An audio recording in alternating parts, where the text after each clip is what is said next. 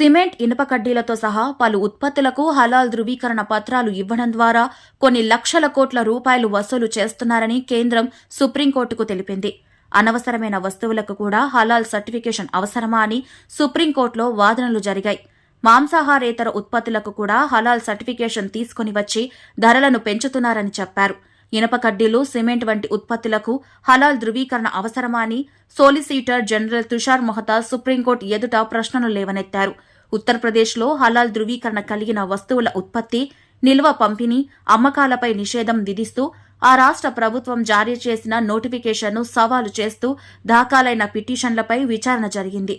మాంస ఉత్పత్తులకు హలాల్ ధృవీకరణ ఉండాలన్న వాదనపై ఎవరికీ అభ్యంతరం లేదని, కానీ సిమెంట్, ఇనుప కడ్డీలు కూడా ఇలాంటి ధృవీకరణ పొందాల్సి రావడమే విచిత్రంగా ఉందని తుషార్ మెహతా అన్నారు. హలాల్ ధృవీకరణ జారీ చేసే సంస్థలు పెద్ద మొత్తాల్లో డబ్బులు వసూలు చేస్తున్నాయని, కొన్ని లక్షల కోట్ల రూపాయల్లో ఉందని తుషార్ మెహతా అన్నారు.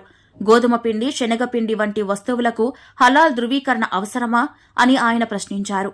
హలాల్ ధృవీకరణ పత్రం పొందడం స్వచ్ఛంద వ్యవహారమేనని, దాన్ని తీసుకోవాలని ఎవరిని బలవంతం చేయడం లేదని పిటిషనర్ తరపు న్యాయవాదులు తెలిపారు. ఈ విషయమై అఫిడవిట్ దాఖలు చేయాలని కేంద్ర ప్రభుత్వానికి సుప్రీంకోర్టు ఆదేశించింది. విచారణను మార్చి 24 తర్వాత చేపడతామని తెలిపింది. నవంబర్ 2023లో Uttar Pradesh food security and drug administration హలాల్ సర్టిఫికేట్ వస్తువుల విక్రయాలపై నిషేధం విధించింది. హలాల్ సర్టిఫికేట్తో వినియోగదారులపై అధిక భారం పడుతోందని తెలిపింది. ఆహార ఉత్పత్తుల హలాల్ సర్టిఫికేషన్ న్యాయత విషయంలో గందరగోళాన్ని సృష్టించే వ్యవస్థగా పనిచేస్తుందని యూపీ ప్రభుత్వం తెలిపింది. ఈ నిషేధాన్ని ఎత్తివేయాలని పలు సంస్థలు కోర్టును ఆశ్రయించాయి.